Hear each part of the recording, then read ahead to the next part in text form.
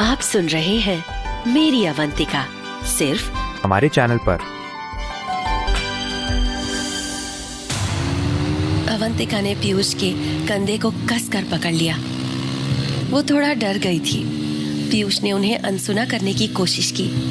तभी कार ने लहरा कर पीयूष को आगे से ओवरटेक किया और पीछे बैठे लड़के ने आवाज लगाई, अरे हमारे साथ चल ले, सब मिलकर मजे लेंगे। पीयूष का खून खौल गया। उसका जी चाहा कि अवंतिका के लिए ऐसे बेहुदा शब्द बोलते इन गुंडों का मुंह तोड़कर रख दे, लेकिन वो जोश में होश खोकर अवंतिका को खतरे में नहीं डाल सकता था। अवंतिका बाइक पर पीयूष के और करीब सिमट गई थी। पीयूष ने उसके बदन की थरथराहट महसूस की। बैक व्यू मिरर में अवंतिका की सहमी हुई खूबसूरत आंखों को देखकर दिलासा दिलाते हुए उसने कहा, डोंट वरी, सब ठीक है, मैं हूं ना। अवंतिका ने उसके कंधों को और भी कसकर पकड़ लिया। उसे तो पीयूष की चिंता थी। गुंडों ने कार फिर बाइक के पीछे कर ली थी। पीयूष समझ गया, इन्हें चकमा देना होगा। उसने दिमाग लगाना शुरू किया। हाईवे पर 2-3 किलोमीटर आगे तक पगडंडी थी, जो शहर की तरफ शॉर्टकट ले जाती थी। पीयूष उस रास्ते से कई बार गुजरा था, इसलिए उसे मालूम था कि वो रास्ता कार का नहीं है। पीयूष ने एक चाल सोची और 40 की स्पीड पर चल रही बाइक 60 पर कर दी। बाइक तेज होते देखकर कार ने भी अपनी स्पीड बढ़ाई। इधर पीयूष ने बाइक को 60 से 80 पर पहुंचा दिया। कार भी उसी स्पीड में दौड़ने लगी। अवंतिका ने घबरा कर कहा, हम आगे कहाँ जा रहे हैं पीयूष जी? उधर तो जंगल है। पीयूष ने जोर से हंसकर कहा, अब जंगल में ही इनका मंगल होगा। इतना कहकर पीयूष ने स्पीड धीमी की। कच्ची पगडंडी सामने थी। कुछ ही पलों बाद बाइक उधर घूम गई। पगडंडी के एक तरफ झाड़ियों का जंगल और दूसरी तरफ कीचड़ भरा तालाब था। बाइक का पीछा करती हुई कार भी एक झटके में उस पगडंडी की ओर मुड़ी। गुंडों को रास्ते का अंदाजा नहीं था। कार का संतुलन बिगड़ा। तेज आवाज हुई और 80 की स्पीड से कार चारों गुंडों समेत तालाब में जा गिरी। पीयूष ने एक्सीलरेटर दबा दिया। बाइक तेज रफ्तार से दौड़ती हुई शहर की तरफ निकल गई। अवंतिका को जैसे भरोसा ही नहीं हो रहा था कि पीयूष ने उन गुंडों को इतनी आसानी से चकमा दे दिया है। उसने अनजाने में पीयूष को कसकर पकड़ लिया था। थोड़ी देर में पतले जंगली रास्ते से निकलकर बाइक सड़क पर आ गई। पीयूष ने बैक व्यू मिरर में देखा। अवंतिका भी उसको ही देख रही थी। उसने कलाई घड़ी पर निगाह डाली। अभी 7 ही बजे थे। पीयूष ने बाइक चाय की एक टपरी पर रोक दी। अवंतिका के बाल उसके चेहरे पर बिखरे हुए थे। जाने क्या सोचकर पीयूष ने अपनी उंगलियों से उसके चेहरे पर उड़ रहे बालों को हटाया और बहुत मुलायम आवाज में बोला, आप परेशान हो गई ना? सॉरी।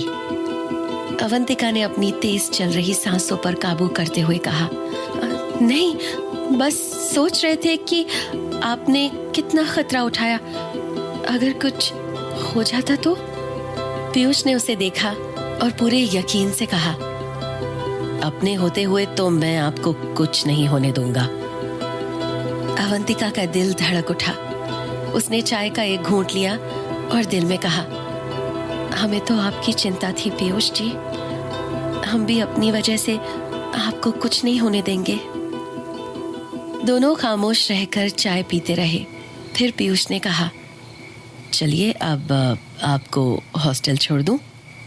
वादे के मुताबिक ठीक 8 बजे पीयूष ने अवंतिका को हॉस्टल पहुंचा दिया। अवंतिका सीढ़ियां चढ़ ही रही थी कि तभी बगल के रूम में रहने वाली लड़की ने उसे देखकर पूछा, अरे क्या हुआ, बाल उड़े हुए क्यों हैं? इस समय कहां से आ रही हो? अवंतिका को लगा जैसे उसकी चोरी पकड़ी गई।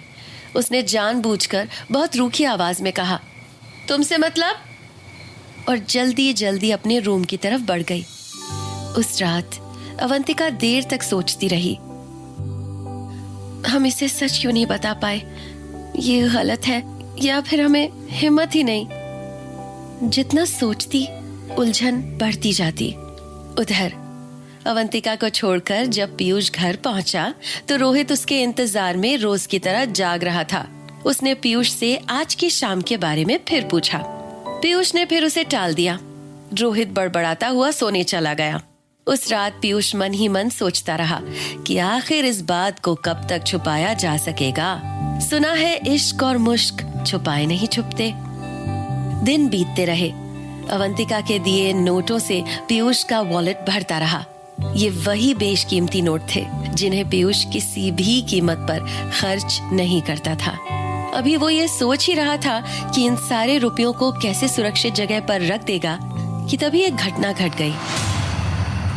एक रात पीयूष अपना वॉलेट नीचे ही भूल गया। अगली सुबह जब सब नाश्ते पर बैठे थे, वंदना जी ने चाय निकालते हुए कहा, अरे पीयूष, तुम्हारा वॉलेट उधर मेज पर रख दिया है, तुम नीचे ही भूल गए थे। मेरा वॉलेट? पीयूष बोला, अरे हाँ वही जिसमें तुमने ढेर सारे फुटकर रुपए जमा कर रखे हैं। वंदना जी बोली, और अच्छा हुआ कि तुमने नीचे छोड़ दिया। आज सुबह ही मुझे जरूरत भी पड़ गई। मैंने 60 रुपए निकाले धोबी को देने के लिए। वंदना जी बहुत आराम से अपनी बात कहे जा रही थी। अच्छा सुनो, तुम ना वो सारे छोटे रुपए मुझे दे देना और मुझसे बड़े नोट ले लेना। मुझे फुटकर रुपयों की जरूरत पड़ती रहती है। अभी बात खत्म नहीं हुई थी कि पीयूष ने भड़क कर चाय का प्याला पटक दिया।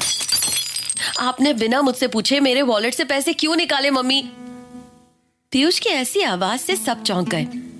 वंदना जी ने हैरान होते हुए कहा, तू तो ऐसे भड़क रहा है जैसे मैंने तेरा कोई खजाना खाली कर दिया। क्या मेरा कोई अधिकार ही नहीं है?